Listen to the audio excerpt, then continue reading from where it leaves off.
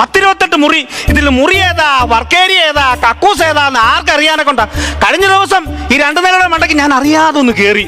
2 ദിവസം എടുത്തു വഴി തിരക്കി പിടിച്ച് താഴെ ഇറങ്ങാനെ കൊണ്ട്. അയ്യോ, അച്ഛൻ മോളിലുണ്ടായിരുന്നോ? കാണാതായപ്പോ ഞാൻ വിചാരിച്ച നാത്തൂന്റെ വീട്ടിൽ പോയതാന്ന്.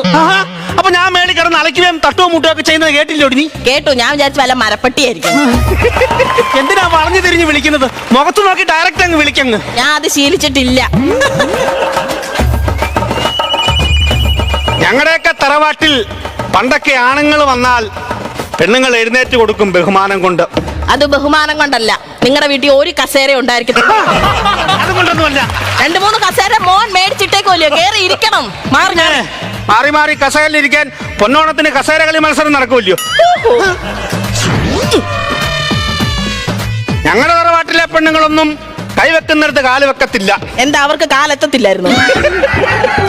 ഞങ്ങളുടെ തറവാട്ടിലെ പെണ്ണുങ്ങളൊന്നും തർക്കുത്തരം ഇങ്ങനെ പറയത്തില്ല.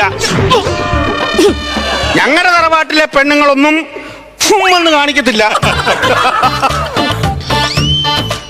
ഞങ്ങളുടെ തറവാട്ടിലെ ആണുങ്ങളൊന്നും ഫേസ് പാക്ക് എടുത്ത് തിന്നത്തില്ല.